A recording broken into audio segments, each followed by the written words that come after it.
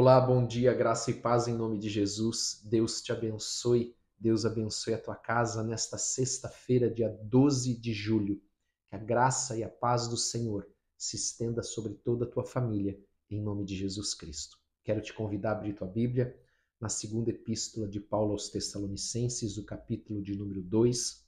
Enquanto você encontra, nós vamos orar. Pai, em nome de Jesus Cristo, nós queremos te agradecer por esse dia. Pedimos que o Senhor nos dê sabedoria e entendimento da tua palavra, perdoe os nossos pecados, como nós temos perdoado aqueles que nos têm ofendido, e que o teu Espírito Santo, Consolador, possa nos ensinar e nos orientar, em nome de Jesus Cristo. Amém e amém.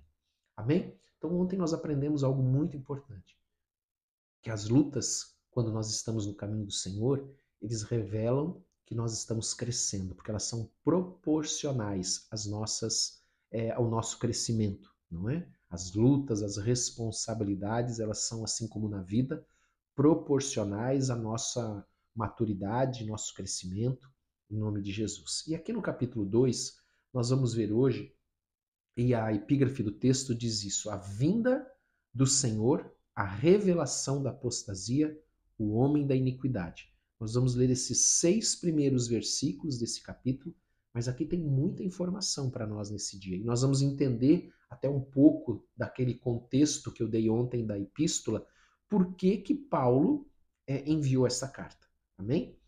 Então ele diz assim: irmãos, no que diz respeito à vinda de nosso Senhor Jesus Cristo e a nossa reunião com Ele, nós vos exortamos. O que Paulo está dizendo aqui nesse versículo 1, iniciando? Lembrando que ele havia ensinado aquela igreja a respeito do arrebatamento que se daria antes da vinda do Senhor. E que nós falamos que ele não teve tempo de ensinar isso por causa da perseguição aos Tessalonicenses, e eles precisavam de esclarecimentos. Então, no versículo 2, Paulo diz assim: aqui não vos demovais da vossa mente com facilidade, nem vos perturbeis, quer por espírito, quer por palavra, quer por epístola, como se procedesse de nós, supondo tenha chegado o dia do Senhor. Então, quando nós lemos no capítulo 1 da nossa reunião com ele, fala do arrebatamento, que Paulo já havia explicado isso anteriormente.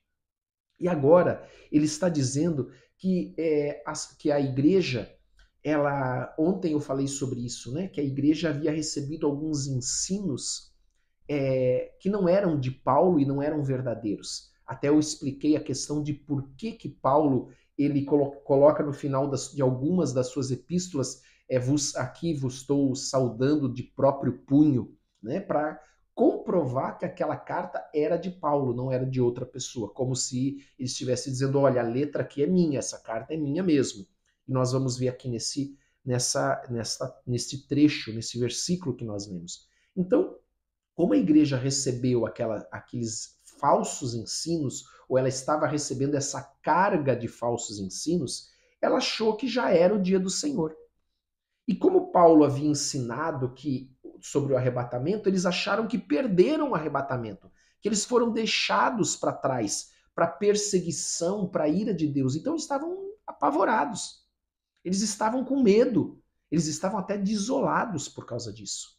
Porque eles acharam que perderam este arrebatamento, que é essa reunião com o Senhor, que se dá antes do dia do Senhor, que nós já explicamos bastante na carta anterior, o que é o dia do Senhor, amém? Que se dá no final da tribulação, daqueles 7 anos. E ele também, amados, aconteceu aqui nessa igreja, que você vê que ele diz assim, ó, não vos demovais da vossa mente com facilidade. Ou seja, vocês não percam o que vocês já receberam, nem vos perturbem, quer por espírito, se alguém disser que um espírito veio e revelou alguma coisa nova. Não, não é verdade. E também, quer por palavras, ou quer por epístola, por carta, como se procedesse de nós. Porque eles receberam cartas, e aqui é onde eu quero me deter um pouquinho, afirmando que o dia do Senhor já tinha vindo, que esse arrebatamento já tinha acontecido. E eles receberam essa carta como que escrita por Paulo. Por isso que você vê no final dessa epístola, que eu citei ontem, Paulo dizendo, olha, eu estou saudando vocês aqui de próprio punho. Porque normalmente ele falava e um dos que estavam com eles escrevia a carta para ele. Mas agora ele passou a dar a saudação final de próprio punho, para as pessoas reconhecerem que era Paulo que estava escrevendo. Porque enviaram algumas falsos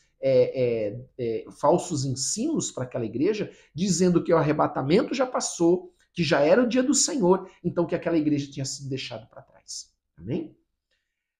Continuando ainda, e ele então isso perturbou muito a igreja. No versículo 3 diz assim, ninguém de nenhum modo vos engane, porque isso não acontecerá sem que primeiro venha a apostasia e seja revelado o homem da iniquidade, o filho da perdição. Então, enquanto não aparecer o homem da iniquidade, o filho da perdição, o príncipe que há de vir, diz algumas versões, né? É citado também. Isso não vai acontecer. Primeiro precisa se manifestar esse homem da iniquidade, esse filho da perdição, esse príncipe que há de vir. Amém? Mas esse príncipe não é um príncipe do reino de Deus. É um príncipe das trevas. Amém?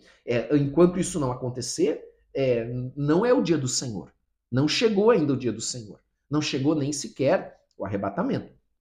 Versículo 4. E ele continua falando sobre esse filho da perdição, o qual se opõe e se levanta contra tudo que se chama Deus, ou é objeto de culto, a ponto de assentar-se no santuário de Deus, ou seja, lá no templo em Jerusalém, que você já deve ter ouvido, que ele será reconstruído. Então ele vai querer se assentar lá nesse templo, ostentando-se como se fosse o próprio Deus. Então, amados, a palavra do Senhor diz que aquele que há de vir, este filho da perdição, que se opõe a tudo que se chama Deus, ele é citado lá em Daniel 9:26 como aquele que há de vir, como pequeno chifre em Daniel 7:8 também. Ele é chamado de a besta em Apocalipse capítulo 13, de 2 a 10, também o versículo 18, Apocalipse, escrito por João, lá na ilha de Patmos, inspirado pelo Senhor. E ele é chamado ali, então esse chamado de o pequeno chifre, a besta, o filho da perdição, esse nada mais é do que o anticristo. Pastor, o que é o anticristo? É aquele que se opõe a tudo que se chama Deus. Amém? Ou é objeto de culto. Então ele se opõe a tudo. Agora, o anticristo é Satanás? Não. Mas Satanás é a força que está por trás dele. Entenda isso. Satanás não é o anticristo. Tanto que nós vimos já, você já aprendeu, que lá no final desses 7 anos de tribulação, quando será a segunda vinda do Senhor Jesus, ele voltará e o anticristo, que é a besta, e o falso profeta serão lançados já no lago de fogo e enxofre. Mas que Satanás ele só é lançado no lago de fogo e enxofre no final do milênio, quando acontece o juízo final, daí sim, a última batalha lá de Gog, Magog, que nós já até citamos, se eu não me engano, hoje é sexta, na quarta-feira, se eu não estou enganado, na quarta ou na terça. Amém? Ele é o último anticristo. Esse anticristo é o último anticristo. Você percebe que em várias epístolas de Pedro, de João, de Tiago, ele fala de que os anticristos já estão aí. Mas esses anticristos não é o anticristo. Amém? Mas é os que têm essa mesma função de perverter, de se opor a Deus, a tudo aquilo que é cultuado, a Jesus, né? Se opor, por isso que é anticristo, né? Mas que no final vai surgir o anticristo e que Satanás vai ser de fato a força por trás dele. Amém? Então, esse último anticristo, ele vai preceder o dia do Senhor. Ele vai vir antes desse dia do Senhor que ocorrerá ali no final da grande tribulação. E era isso que a igreja lá estava confundindo. Amém? Achando que esse dia já tinha chego. Então Paulo está dizendo, não chegou porque ainda não se manifestou o anticristo. Amém? Então, num primeiro momento, ouça isso que é importante nós entendermos. No primeiro momento, ele não vai se opor a Cristo, até que ocorra a grande apostasia. Então, no segundo momento, ele vai se exaltar e vai se declarar como Deus e vai exigir adoração. E aí, então, ele vai se revelar quem de fato ele é. Então, nos primeiros 3 anos e meio, diz a palavra de Deus, ele vai manter uma aliança com Israel. Mas quando ele exigir, por isso, amados, que Israel vai estar sempre presente. Amém? Ela vai estar sempre presente. Ele nunca vai ser destruído. Porque para que as profecias se cumpram, Israel, Jerusalém, precisa existir. Amém? Então, por isso até que Israel foi restaurado, né, como país há alguns anos atrás, né, algumas décadas atrás. Então, esse primeiro 3 anos e meio, ele vai manter uma aliança, uma relação com Israel.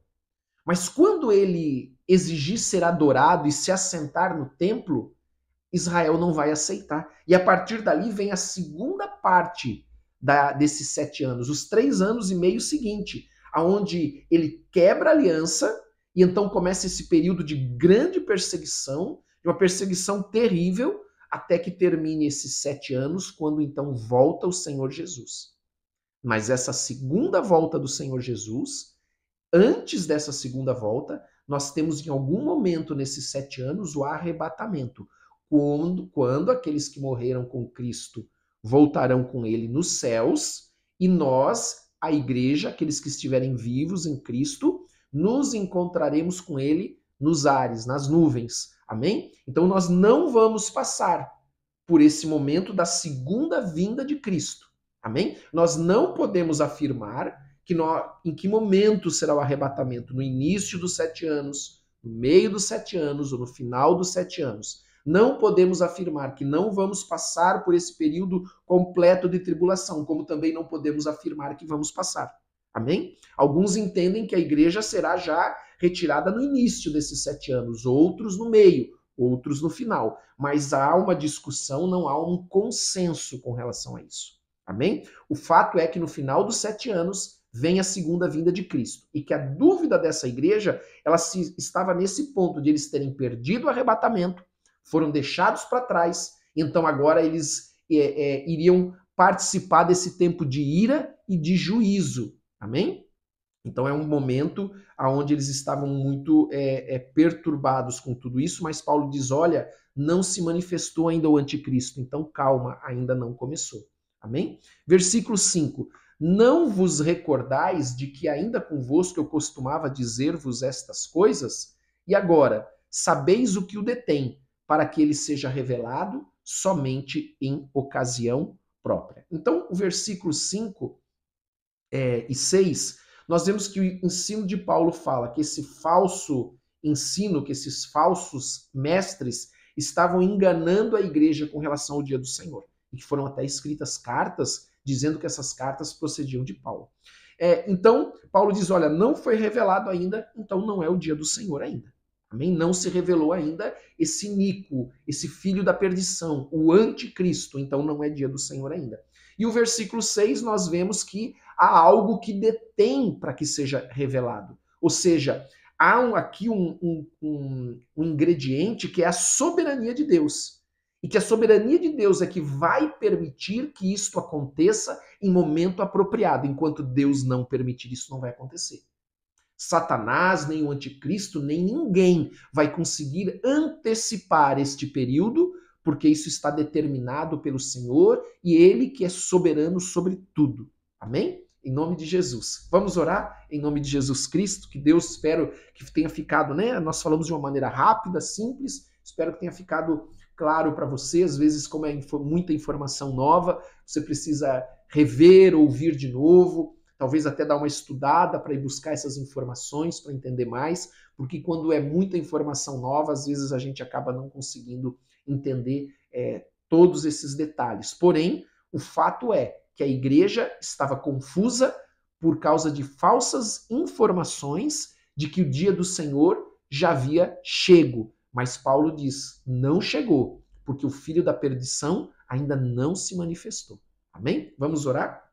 Pai, em nome de Jesus, nós queremos te agradecer por esse dia, por essa palavra e pedimos que o Senhor nos dê sabedoria e entendimento. Pedimos que o Senhor nos abençoe, que o Senhor venha trazer a tua paz e a tua graça sobre as nossas vidas e os nossos lares. Pedimos que o Senhor abençoe a nossa saúde, que o Senhor nos proteja de todo mal. Pedimos que o Senhor venha abençoar todas as obras das nossas mãos, para que tudo aquilo que nós fizermos prospere e nós possamos ter com o que repartir com os necessitados. Nós pedimos a tua bênção nessa sexta-feira, a tua graça, em nome de Jesus Cristo. Amém e amém. Amém? Que Deus te abençoe em nome de Jesus. Um forte abraço para todos em nome de Jesus Cristo.